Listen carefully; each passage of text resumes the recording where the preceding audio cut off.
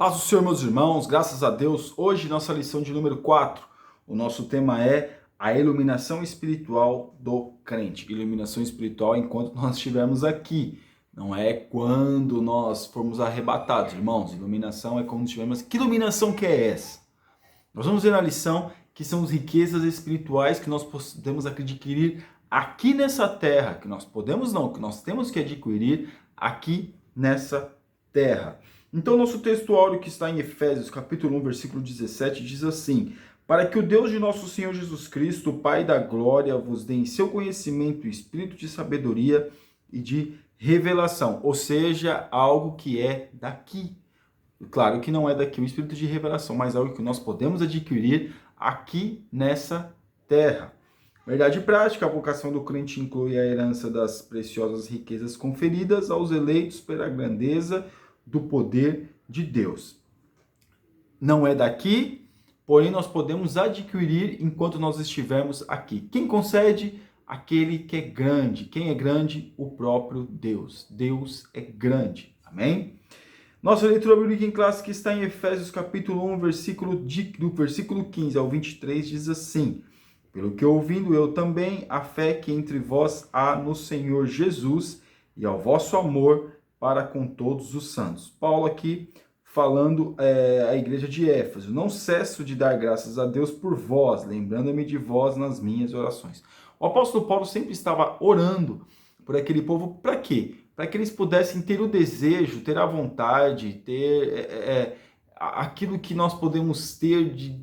Nossa, irmãos, algo que é realmente uma vontade assim muito, muito grande por algo do céu, instigando aquelas pessoas nas suas pregações e nas suas orações, pedindo para Deus, para instigar aquelas pessoas, para quê? Para que eles pudessem desejar coisas do céu, algo do céu, revelação, sabedoria, grandeza, algo que provinha de Deus, algo que era do céu. Isso era o que o apóstolo Paulo estava fazendo em prol daquele povo, para que aquele povo tivesse ter desejo das coisas do céu. Não ficar hoje, como muitos, pregando só o que é aqui na terra. Casa, é carro, todo mundo gosta, eu também gosto, é muito bom. Só que a nossa vida não pode se resumir a esse tipo de riqueza. Não é essa riqueza que o apóstolo Paulo está falando. O apóstolo Paulo está falando para adquirir riquezas espirituais, ao qual nem a traça, nem a ferrugem consome. Através dessas riquezas espirituais, nós geramos riquezas, o quê? No céu, na glória de Deus. Claro que muitos fazem mau uso dessas riquezas, vai chegar naquele grande dia, matei, eu roubei, eu profetizei, eu fiz, eu não sei o que, e Deus vai falar, olha, apartai-vos de mim, vós que praticarem iniquidade. Mas aquele que usa bem a sua riqueza, com certeza, irmãos, terá um galardão no céu e, claro, vai ter, vai ficar lisonjeado, porque vai chegar naquele grande dia e vai dizer, poxa, Senhor, eu fiz aquilo que o Senhor mandou que eu fizesse. Amém? Versículo 20, que manifestou em Cristo, ressuscitando dos mortos e pondo a sua mão direita do céu. Daqui está falando, o apóstolo Paulo estava falando de Jesus, que ficou a mão direita, Cristo que manifestou, ressuscitando dos mortos, pondo a sua mão direita nos céus. Acima de todo principado, poder e potestade, e domínio de todo nome que se nomeia, não só neste século, mas também no vindouro. Irmão, Jesus sempre foi Deus? Claro que sempre foi Deus. Jesus sempre foi Jesus?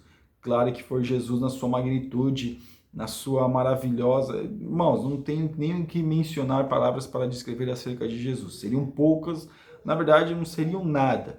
Porém, de que forma agora que Jesus é exaltado? Porque ele venceu uma batalha. Ah, mas Jesus sempre não venceu. Jesus nunca precisou lutar no sentido de que agora, meus irmãos, ele se despiu, ele deixou a sua glória para quê? Para viver como homem, para lutar frente a frente com o inimigo como homem, porque ele nunca usou a sua divindade para poder lutar contra o inimigo das nossas almas. Agora, como homem, então ele venceu. E agora, meus irmãos, alguns dizem, até ouvi dizer que ele é por merecimento agora que ele é Deus. Ele merece ser Deus, não é por dote, vamos dizer assim. Não, agora Jesus merece ser Deus, pelo fato que ele fez. A nossa introdução, ainda no primeiro capítulo, o apóstolo Paulo inicia uma longa sentença assim dividida, ação de graças, oração intercessora e confissão de louvor e exaltação. Nessa sentença, somos exortados a louvar ao Senhor pela nossa eleição buscar a iluminação do Espírito para compreender a dimensão de nossa chamada e herança divina, bem como entender a grandeza do poder do nosso Deus. Nós temos que buscar a Deus para começar a entender. Claro, irmãos, a gente não vai conseguir entender na magnitude daquilo que Deus é. Claro, com certeza não. Mas nós temos que entender o quê? Tentar entender aquilo, aguçar a nossa mente para entender aquilo que Deus está fazendo no meio da igreja, aquilo que Deus faz na nossa vida, para que a gente venha se ficar mais íntimo de Jesus, ficar mais perto de Deus. Parte 1. A esperança da vocação e as riquezas da glória. O apóstolo ensina que os salvos precisam ser iluminados para compreender quais são a esperança da vocação e riquezas da glória da sua herança. Irmãos, a herança muitas vezes não é aquilo que está no céu, não, a herança é aqui, porque Jesus foi para o Pai e Ele deixou-nos uma herança, para que a gente venha desfrutar dessa herança. Mas só toma posse da herança aqueles que querem usufruir da herança, porque aqui na parte 1, ação de graças e intercessão. O apóstolo se alegra em dar graças a Deus pela vida dos eleitos e por todas as bênçãos espirituais recebidas, tais como a eleição, predestinação e filiação ao dom do Espírito Santo. Então o apóstolo Paulo estava agradecendo a Deus pela eleição, predestinação, por tudo aquilo que Deus já fez por ele. E não de uma forma material, mas sim de uma forma espiritual. Nós agradecemos a Deus pelo pão, nós agradecemos a Deus pela casa, nós agradecemos a Deus por várias situações materiais. Porém, a gente agradece pouco, ou às vezes nada, na questão espiritual. Nós temos dificuldades de agradecer a Deus pelas coisas espirituais. Nós não agradecemos a Deus pela revelação da sua palavra, nós não agradecemos a Deus pelo evangelho, nós não agradecemos a Deus pela Bíblia, nós não agradecemos a Deus por ter a oportunidade de estarmos na presença de Deus. Nós não agradecemos a Deus, achamos isso tudo corriqueiro, tudo é normal, tudo é fácil, tudo é simples. E na verdade não é. Isso são situações complicadas porque, pela misericórdia de Deus, podemos estar na sua presença. Parte 2, a esperança da vocação. Em sua petição a Deus, Paulo intercede para que o Espírito Santo ilumine os crentes a fim de saberem qual seja a esperança da sua vocação. O que o apóstolo Paulo estava orando? Para que o povo pudesse ter consciência daquilo que é evangelho, para que o povo pudesse ter consciência daquilo que é Jesus, para que eles pudessem ter consciência do que Jesus queria fazer na vida deles. É isso que é essa consciência que Deus quer que nós venhamos ter nesses nossos dias. Que consciência é essa?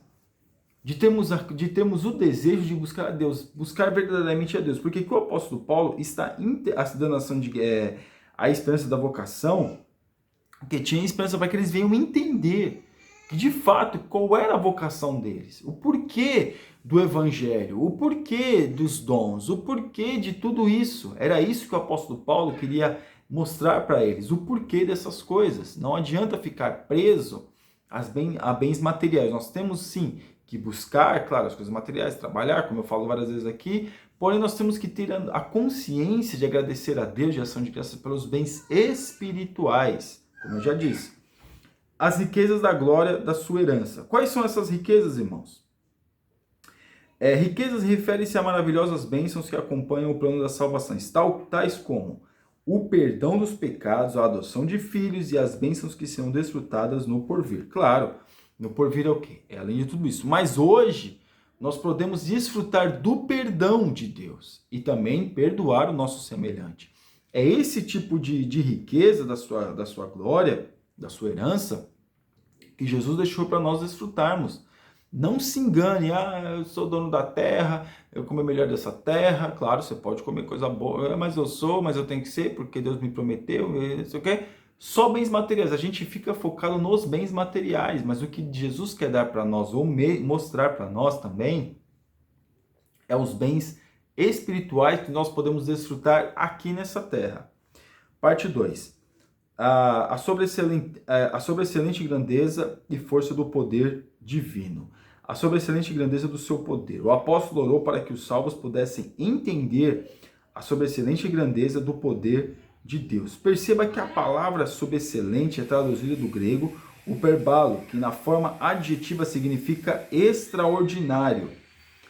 A grandeza de Deus ela é extraordinária. A oração do apóstolo Paulo é que eles pudessem tentar entender, buscar entender ou entender aquilo que é extraordinário na presença de Deus, aquilo que é sublime estar com o Senhor, aquilo que faz a diferença verdadeiramente de estar na presença de Deus. Não é somente chegar, cantar, glória a Deus, ir para casa e a vida continua. Não, é mudar de vida verdadeiramente. Vai mudando, vai lapidando, vai buscando, vai clamando, vai andando, vai indo e vai melhorando. Era isso que Deus estava falando para eles. Era isso que Deus estava mostrando para o apóstolo Paulo dizer a eles. Essa é a mentalidade que o apóstolo Paulo estava orando para que aquele povo viesse ter. O tópico 3 aqui, o Cristo, nosso exemplo de exaltação. Neste ponto, veremos 3 aspectos da exaltação de Cristo que atestam a grandiosidade do poder de Deus disponível também aos crentes. Que grandiosidade é essa? Cristo primeiro, Cristo as primícias dos que dormem. Paulo enfatiza que o poder de Deus se manifestou em Cristo, ressuscitando-o dos mortos. De fato, o Novo Testamento descreve a ressurreição de Cristo como obra do poder de Deus. Quem fez, claro, foi Deus, mas Jesus, a divindade. Não a divindade de Jesus, meus irmãos, como um ídolo qualquer. Quando eu falar de divindade, é que Jesus é divino. Então é uma forma só de exemplificar aquilo que Jesus é para ficar mais fácil para nós entendermos. Ao ressurgir dentre os mortos, Cristo foi as primícias dos que dorme. Jesus, ele ressuscitou primeiro, porque naquela época não existia o homem morria e ia para o céu, ia para o paraíso. Não, o homem morria e ia para o seio de Abraão. Agora não, o homem morre, ele vai para o céu. Quando fala aquela questão dos precedentes que dormem, não vou entrar muito nessa questão, porque tem muitas situações aí e a nossa lição não é exatamente essa.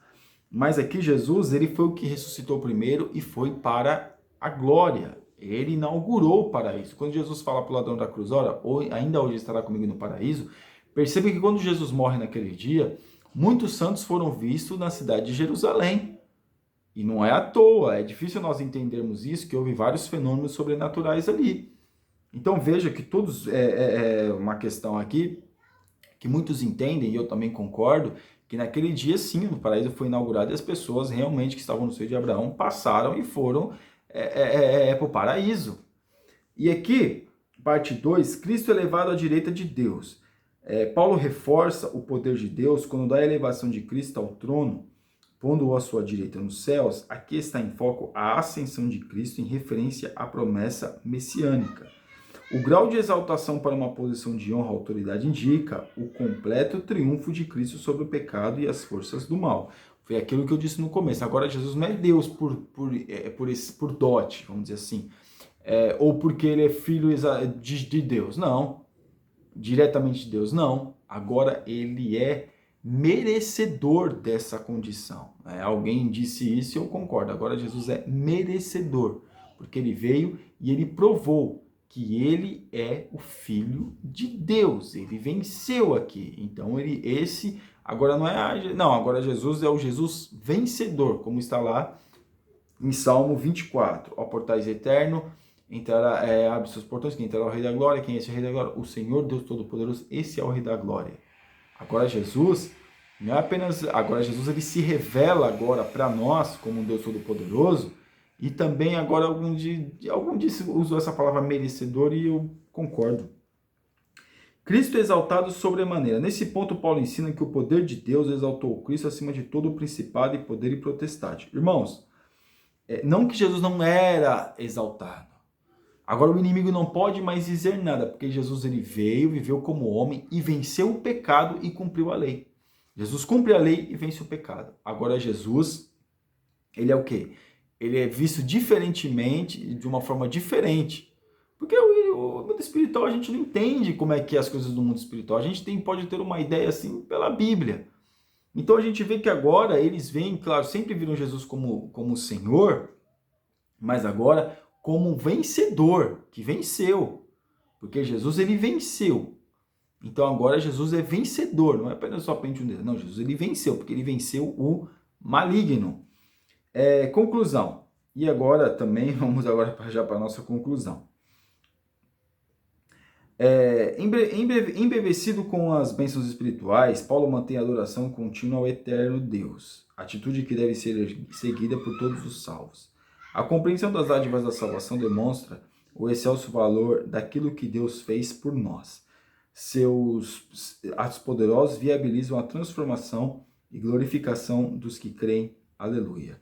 Todos aqueles que creem no Senhor têm a oportunidade do quê? De desfrutar dessas bênçãos. É claro, meus irmãos, que muitos estão fazendo mau uso das bênçãos que Deus o proporcionou, que são as bênçãos espirituais. Porém, fica tranquilo que haverá um dia que eles vão ter que prestar contas de tudo isso. E aí, meus irmãos, vai ser bem difícil para eles. Amém? Você ainda que não é inscrito no nosso canal, está convidadíssimo a se inscrever, compartilhe este vídeo e que Deus te abençoe em nome de Jesus. Amém.